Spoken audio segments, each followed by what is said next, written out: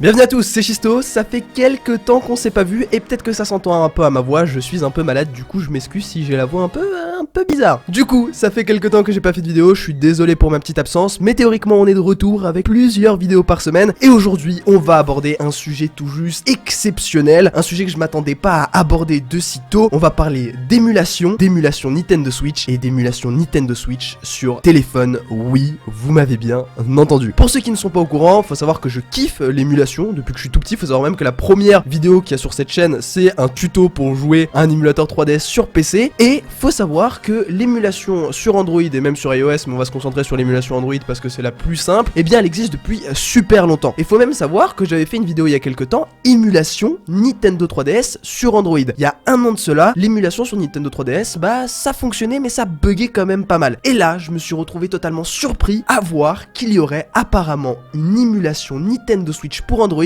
qui fonctionnerait de manière totalement exceptionnelle. Les résultats ne sont pas full speed comme sur une Nintendo Switch, mais c'est tout juste tout bonnement dingue. Est-ce que c'est vrai? Est-ce que c'est faux? Eh bien, on va voir tout cela ensemble. Faut savoir que cette vidéo, je l'ai trouvée sur la chaîne Taki Udon. Je vous envoie tous les liens en description pour tout simplement vérifier si vous voulez voir la vidéo directement par vous-même. La vidéo débute directement par un gameplay de Pokémon Let's Go Pikachu et ça se lance et ça fonctionne. C'est tout bonnement exceptionnel. C'est dingue de voir qu'on peut jouer à la Nintendo Switch sur téléphone. On a ensuite un gameplay de Pokémon épée et bouclier qui fonctionne extrêmement bien. L'optimisation est tout juste dingue. Alors évidemment, comme je l'ai dit, ce n'est pas en full vitesse, il y a quelques petites latences, mais le résultat est tout bonnement fantastique car le jeu est bien jouable. Comment ils sont arrivés à un tel résultat si rapidement? C'est vrai que j'en suis totalement surpris, mais les faits sont là. Est-ce que c'est du fake? Alors honnêtement, ça me paraît très compliqué de truquer une vidéo comme ça parce qu'on voit directement le gameplay à l'extérieur, c'est filmé à la caméra, il y a les reflets du téléphone, il y a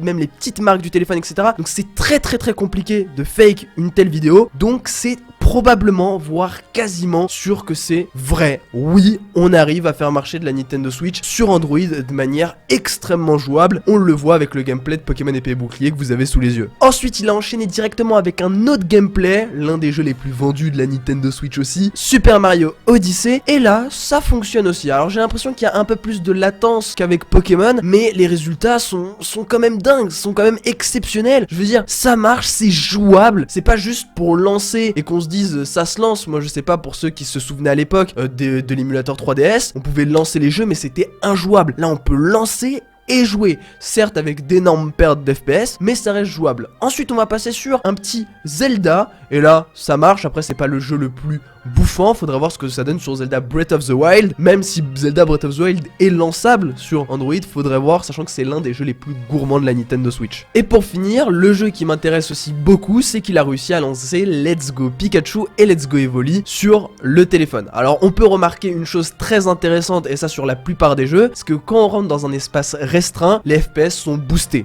Dès qu'on sort dehors et qu'il y a énormément d'éléments à prendre en compte, là forcément le lag est plus grand. Dans le cas de Let's Go, on le voit dans les maisons, le jeu marche très bien, quasiment aussi bien que sur une Nintendo Switch. Alors effectivement, dès qu'on sort dehors, on a pas mal de ralentissements, mais comme je le répète, et c'est sûrement le mot de la vidéo, les résultats sont impressionnants. Maintenant, la question qu'on peut se poser, c'est est-ce que nous, on peut reproduire ce que ce petit monsieur il fait dans sa vidéo, ou cette petite dame, je sais pas. Eh bien, apparemment non. Il aurait mis un commentaire en disant que la source est fermée et qu'on ne peut pas accéder à ce logiciel. Il dit même que peu importe comment ils sont arrivés, l'exploit technique est toujours impressionnant. Et effectivement, c'est vrai que l'exploit est tout juste sensationnel. Je m'attendais pas à voir un émulateur Switch sur téléphone de sitôt. Si on arrive à obtenir des tels résultats 3 ans après la sortie de la console, qui sait ce qu'on arrivera à faire peut-être dans 2 ans ou 2 ans et demi. Ce sera tout bonnement juste dingue. Et on va se poser la question, a-t-on vraiment besoin d'acheter une Nintendo Switch, sachant que ça marche sur téléphone quoi. Je vous invite à me donner votre avis dans les commentaires. Qu'en pensez-vous? Est-ce que vous y croyez? Est-ce que vous y croyez pas? Je vous mets tous les liens en description. Pour moi c'est un gros oui. Je vois pas comment cette vidéo peut être fakée. Je pense que c'est possible si on se débrouille énormément en montage, mais ça me paraît drôlement compliqué et personnellement je suis quasi sûr que c'est vrai. Et je le répète, le résultat est exceptionnel. C'est